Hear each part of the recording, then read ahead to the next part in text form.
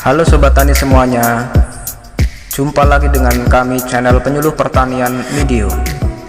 Tahukah Anda bahwa salah satu faktor penting yang harus diperhatikan dalam bercocok tanam yaitu media tanam. Ketika media tanam memiliki kualitas yang baik, maka produksi atau hasil tanaman pun akan menjadi baik. Media tanam sendiri memiliki dua jenis yang berbeda, yaitu media tanam organik dan anorganik. Media tanam organik adalah media tanam yang berasal dari organisme hidup. Contohnya adalah 1. Media tanam arang. Arang bisa berasal dari kayu atau batok kelapa yang sudah melalui proses pembakaran. Media tanam ini sangat cocok digunakan untuk tanaman anggrek. Keunikan dari media jenis arang adalah sifatnya yang buffer atau penyangga. Dengan demikian, jika terjadi kekeliruan dalam pemberian unsur hara yang terkandung di dalam pupuk, bisa segera dinetralisir dan diadaptasi. Selain itu, bahan media ini juga tidak mudah lapuk sehingga sulit ditumbuhi jamur atau cendawan miskin unsur hara. Oleh karenanya, ke dalam media tanam ini perlu disuplai unsur hara yang berupa aplikasi pemupukan. Yang kedua adalah media tanam kompos. Kompos merupakan media tanam organik yang bahan dasarnya berasal dari proses fermentasi tanaman atau limbah organik seperti dedaunan, rumput-rumputan, dan sampah-sampah rumah tangga maupun sampah kota. Kelebihan dari penggunaan kompos sebagai media tanam adalah sifatnya yang mampu mengendalikan kesuburan tanah melalui perbaikan sifat-sifat tanah, baik fisik, kimia maupun biologis. Selain itu, kompos juga menjadi fasilitator dalam penyerapan unsur nitrogen yang sangat dibutuhkan oleh tanaman. Kandungan bahan organik yang tinggi dalam kompos sangat penting untuk memperbaiki kondisi tanah. Berdasarkan hal tersebut, dikenal dua peranan kompos, yaitu soil conditioner dan soil ameliorator. Soil conditioner adalah peranan kompos dalam memperbaiki struktur tanah, terutama tanah kering. Sedangkan soil ameliorator berfungsi dalam memperbaiki kemampuan tukar kation dalam tanah. Yang ketiga adalah media tanam moss. Moss yang dijadikan sebagai media tanam berasal dari akar paku-pakuan atau kadaka yang banyak dijumpai di hutan-hutan. Moss sering digunakan sebagai media tanam untuk masa penyemaian sampai pada masa pembungaan. Media ini mempunyai banyak rongga sehingga memungkinkan akar tanaman tumbuh dan berkembang dengan leluasa. Yang keempat adalah media tanam pupuk kandang. Pupuk organik yang berasal dari kotoran hewan disebut sebagai pupuk kandang.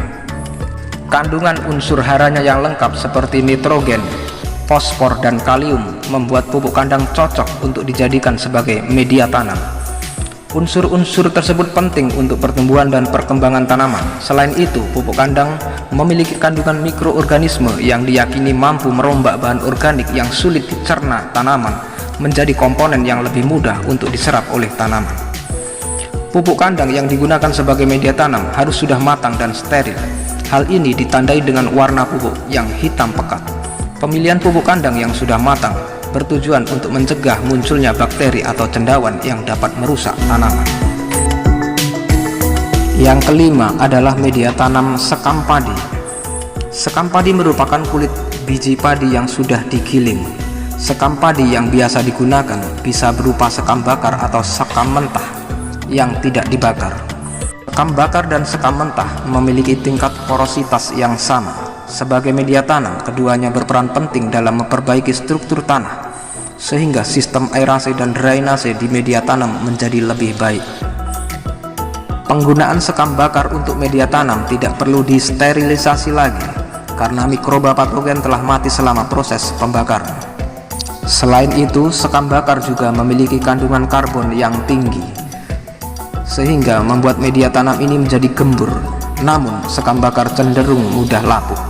Sementara kelebihan sekam mentah sebagai media tanam yaitu mudah mengikat air, tidak mudah lapuk, merupakan sumber kalium yang dibutuhkan tanaman, dan tidak mudah menggumpal atau memadat sehingga akar tanaman dapat tumbuh dengan sempurna. Namun sekam padi mentah cenderung miskin akan unsur hara.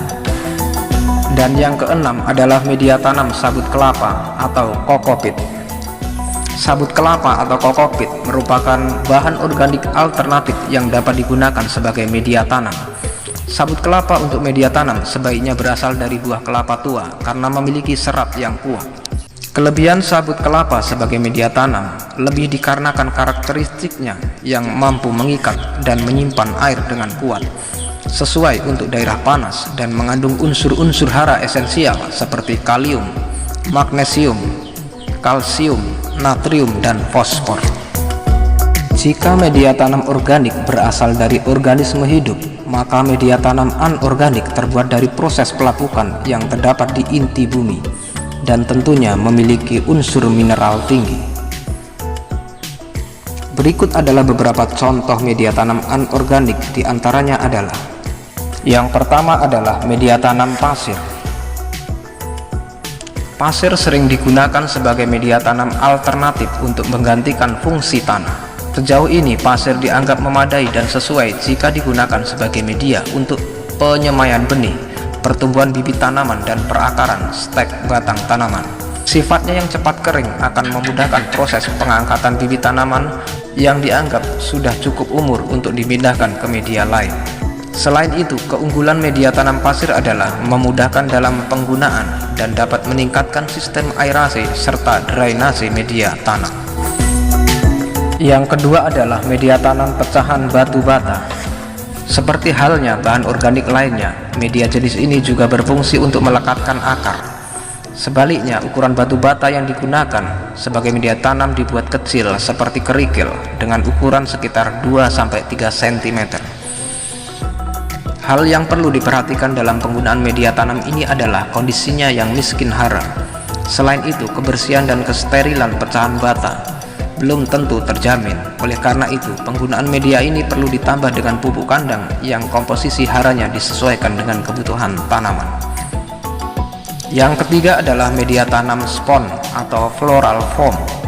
Dilihat dari sifatnya, spon sangat ringan sehingga mudah dipindah-pindahkan dan ditempatkan di mana saja. Walaupun ringan, media jenis ini tidak membutuhkan pemberat karena setelah direndam atau disiram air akan menjadi berat dengan sendirinya sehingga dapat menegakkan tanaman. Kelebihan lain dari media tanam spon adalah tingginya daya serap terhadap air dan unsur hara esensial yang biasanya diberikan dalam bentuk larutan. Berdasarkan kelebihan dan kekurangannya tersebut, spon sering digunakan sebagai media tanam untuk tanaman hias bunga potong yang penggunaannya cenderung hanya sementara waktu. Yang keempat adalah media tanam tanah liat.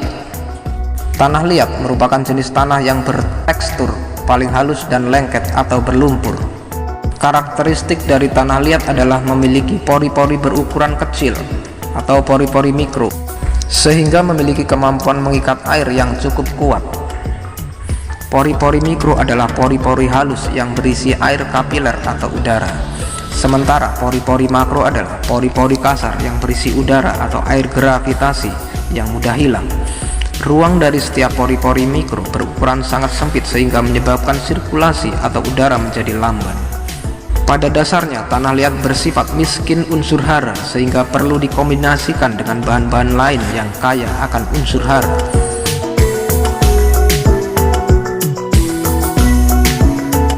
Sedangkan yang kelima adalah media tanam gabus atau styrofoam. Styrofoam merupakan bahan organik yang terbuat dari kopolimer styrene.